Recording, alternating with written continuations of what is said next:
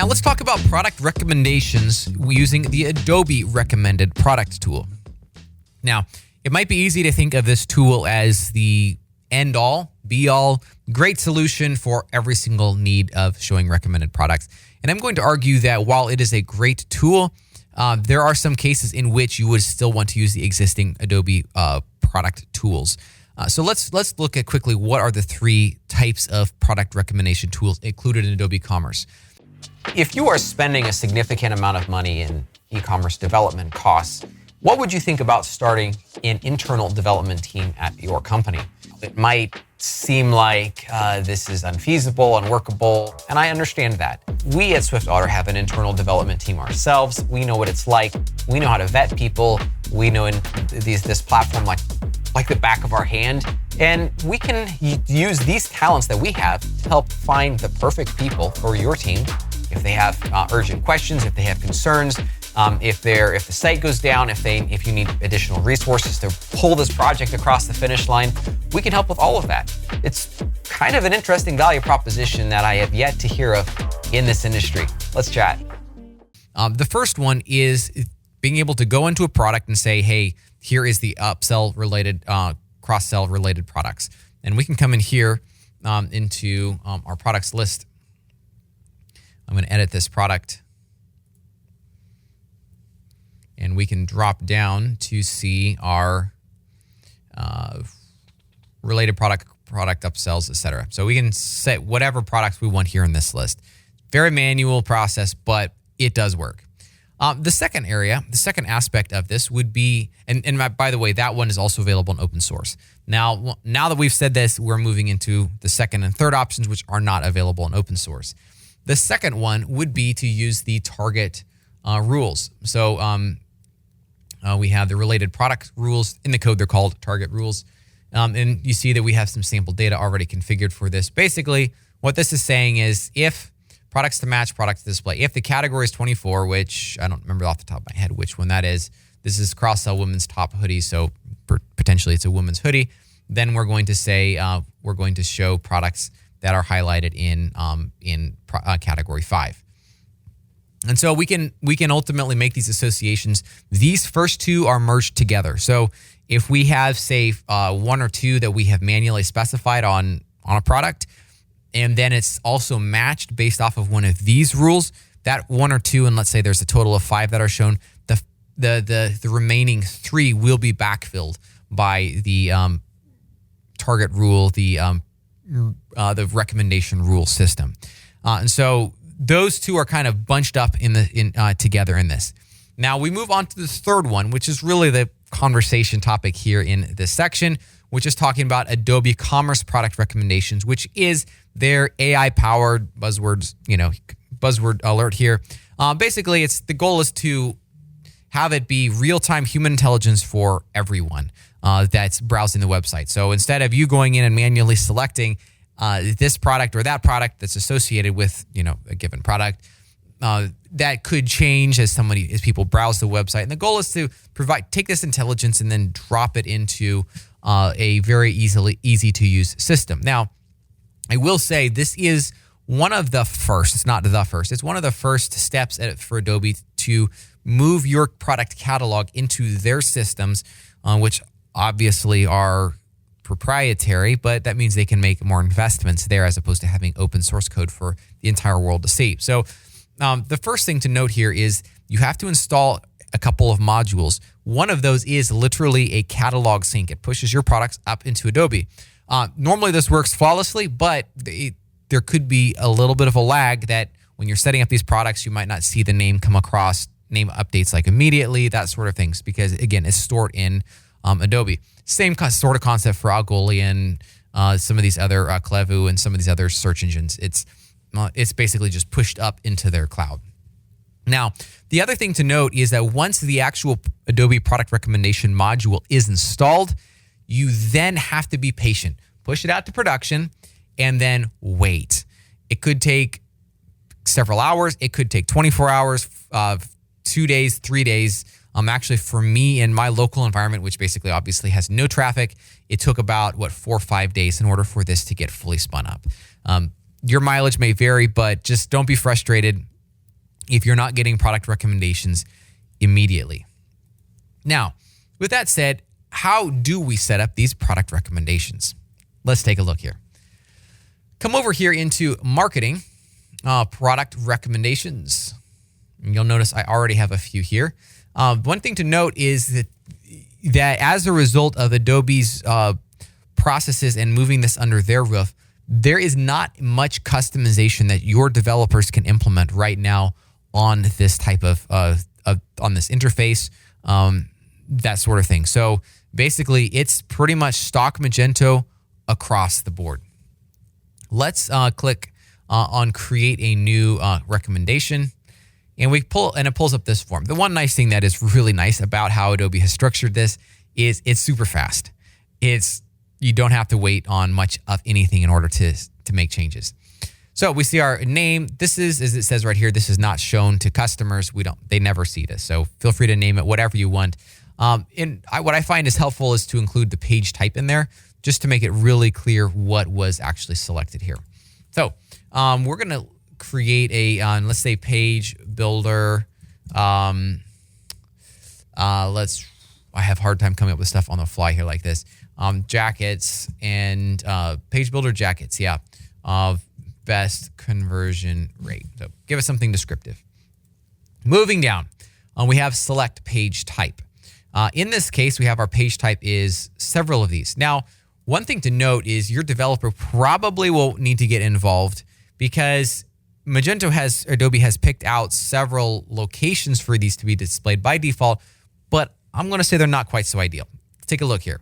I had selected in one of these cases homepage, and we can then select these to be shown at the top of main content.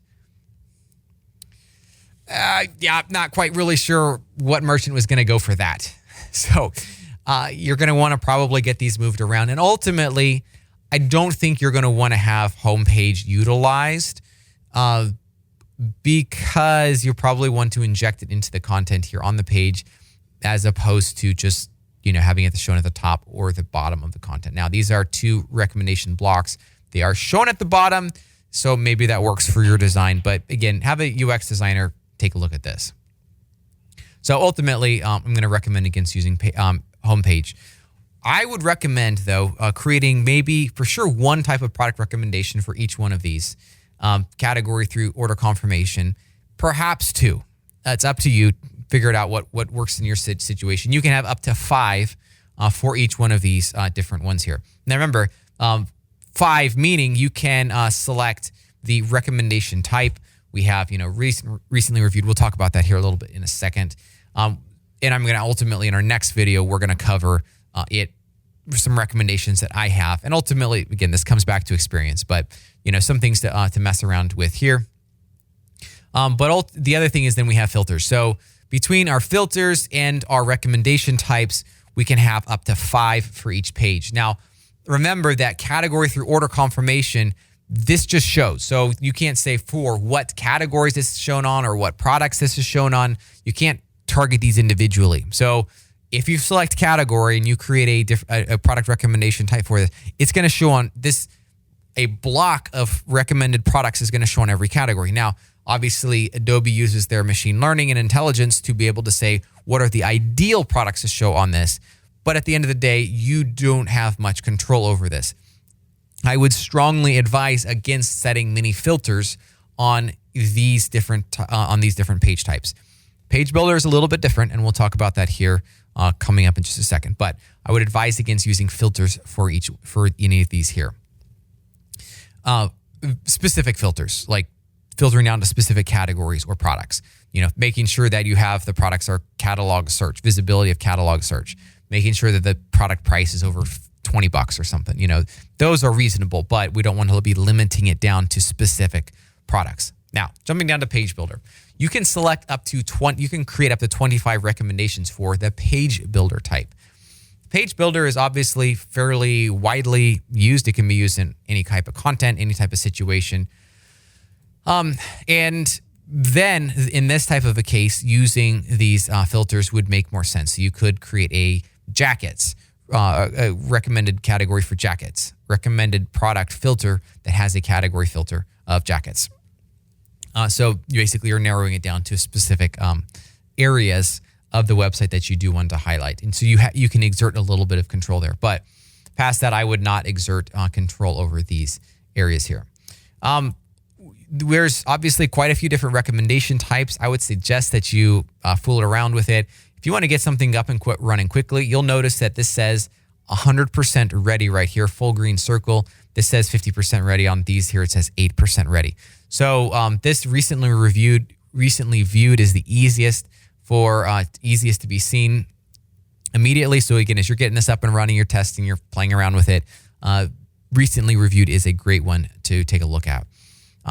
In this case, I have Page Builder Jackets best conversion rate. So let's go over here, select high performing, view to purchase conversion. So this is the products that kind of sell best on the website, and we want to keep pushing those. So I select this. We notice we have some recommended products immediately appear. That's good visual confirmation of what we're seeing. So we can select the number of products to be shown here, and we see that we have up to 10 products in this list. So we can leave it as is with absolutely no restrictions, but in this case, it's for Page Builder, and I said jackets up here. Let's go throw a filter on here. So if we select specific categories, and then I would say a minor frustration here with this is there is no sense of hierarchy. So it's just a list of everything. So it's a matter of kind of selecting around, finding the right category. You can, of course, put a visibility filter on here, prevent out of stock, whatever. It's pretty easy to do. Or you can literally specify a list of products, up to 100 products that you want Adobe to select from in this type of a case. So I'm going to click Activate. And then we're going to come over to Content Pages just to show how this works in Page Builder. Come over into our product recommendations page. I created a sample test page for this content, edit with Page Builder. I've already have quite a few in here. One thing to note is if you did want to curate a very specific list of products, that is easily done by injecting the product block. So just like I've done here, just drag this product block over, and then you can select a category. So you create a custom category, make sure it's set to enable to false, then add whatever products you want in there, and then Page Builder will show those products in that specific category.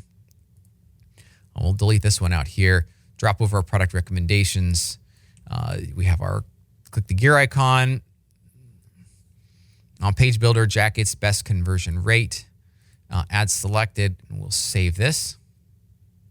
We will save this. And one thing I forgot to call out is let's go over here to our second page. Click on this. We can go back to edit it. And I'm going to copy this name down just so that, actually, oh no, I forgot. Page Builder, you do not set a name for that recommendation block. On the other types, which of course you cannot edit here, you have to delete it and create a new one. On the other types of blocks, you can specify like a header, set of header text. And I forgot that you cannot do that for product recommendation. So if you wanted to do that for Page Builder, we come back here and edit with Page Builder, elements, heading. We'll drop a heading here, jacket recommendations. We'll save this all across the board, come over to our product recommendations page, and we'll see they populate in here. And we have our jacket recommendations with these specific jackets that have been selected for us based off of the best purchase to conversion rate. Now, it was only 8% complete, so these are not accurate, very, very accurate at all, but it does we do have products that are showing, and I'm pretty excited about that. So take some time, get used to these product recommendations, experiment with what serves the best results. Feel free to throw filters on there as necessary. Again, I would say pretty much only for Page Builder, but experiment with it across the board. Play with it on your staging environment, then execute on production. And you make the very most of this really fantastic tool for Adobe Commerce.